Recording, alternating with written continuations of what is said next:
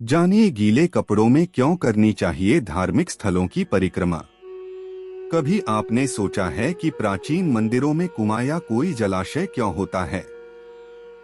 कभी इस बात पर विचार किया है कि हम परिक्रमा क्यों लगाते हैं और यह परिक्रमा एक खास दिशा में ही क्यों होती है? इन सब के पीछे वैज्ञानिक कारण हैं। प्रदक्षिणा का अर्थ है परिक्रमा करना। उत्तरी गोलार्ध में प्रदक्षिणा घड़ी की सुई की दिशा में की जाती है। इस धरती के उत्तरी गोलार्ध में यह एक स्वाभाविक प्रक्रिया है।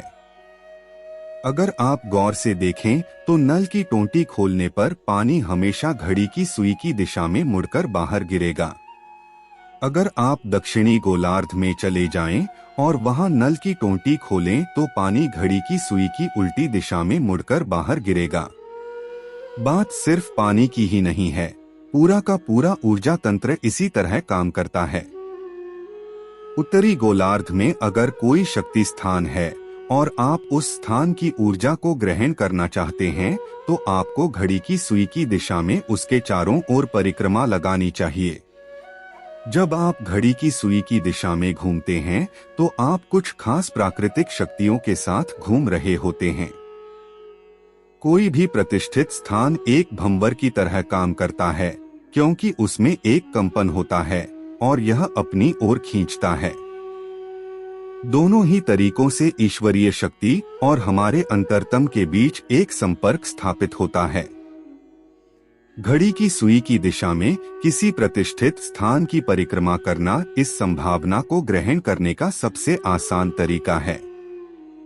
खासतौर से भूमध्य रेखा से 33 डिग्री अक्षांश तक यह संभावना काफी तीव्र होती है क्योंकि यही वह जगह है जहां आपको अधिकतम फायदा मिल सकता है।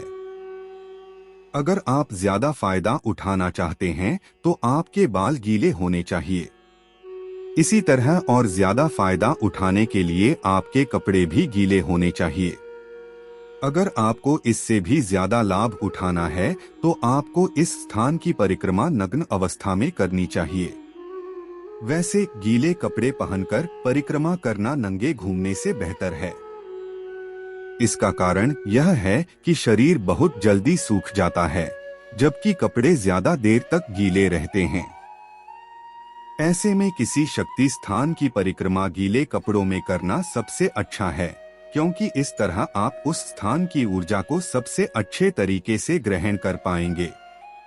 यही वजह है कि पहले हर मंदिर में एक जल कुंड जरूर होता था जिसे आमतौर पर कल्याणी कहा जाता था।